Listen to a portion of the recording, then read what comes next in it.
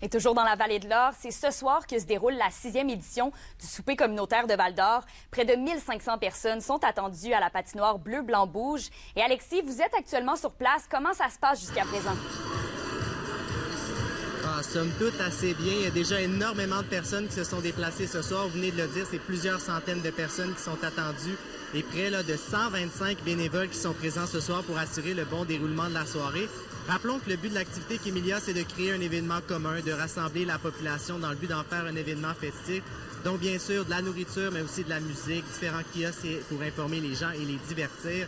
Et c'est une activité qui gagne en popularité. Je parlais tout à l'heure au coordonnateur et il me disait que l'activité qui gagne en popularité depuis sa création il y a 6 ans. Donc, avant, l'activité se déroulait au centre-ville de Val-d'Or, mais maintenant, ils font le tout ici même à la patinoire bleu-blanc-rouge de Val-d'Or. Là-dessus, je vous laisse écouter l'organisateur de l'événement. Ça a commencé à petite ampleur sur la 3e avenue pendant la vente trottoir. Là, c'est la 3e année qu'on est ici à la patinoire bleu-blanc-rouge. Donc, ils nous offrent un site exceptionnel, toutes sortes de commodités qui nous permettent de servir 1500 personnes. On a des kiosques d'une douzaine d'organismes différents qui sont là, qui vont avoir l'occasion de rencontrer des citoyens puis de parler de leurs services.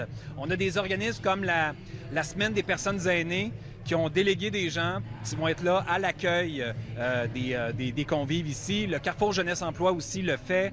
La Sûreté du Québec est là et vient rencontrer les gens. Donc, c'est vraiment de faire en sorte que les gens de Val-d'Or sortent de chez eux, délaissent les écrans, puis que dans la vraie vie, on a une espèce de projet commun, une soirée où on est vraiment ensemble.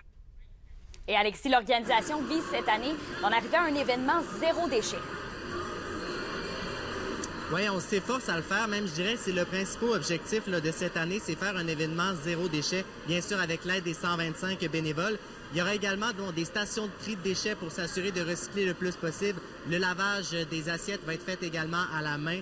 Donc, bien sûr, il y a plusieurs produits également qui, notamment dans les dernières années, arrivaient dans du plastique. Maintenant, on a éliminé complètement ça. On veut vraiment faire l'événement le plus zéro déchet possible, puisqu'évidemment, il y a énormément de personnes. Donc, c'est évidemment un des buts premiers. À nouveau, je vous laisse écouter Paul-Antoine Martel. Au lieu d'utiliser de la vaisselle jetable, on utilise de la vaisselle réutilisable. Donc, ça nous prend une équipe qui dessert les tables, une équipe qui traite les déchets aussi. Donc, qui va déterminer si déchets, recyclage ou compost. Ensuite de ça, on a toute une équipe de vaisselle, une équipe qui achemine la vaisselle propre pour qu'elle soit réintroduite dans le cycle. On a fait des choix aussi en termes de fournisseurs, comme par exemple pour le dessert.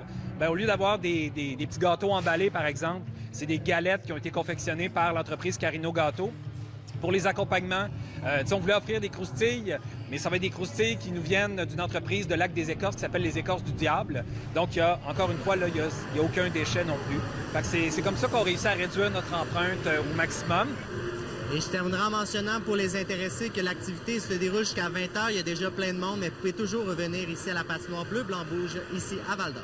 On souhaite un bon souper aux Val-d'Oriens. Merci des informations, Alexis.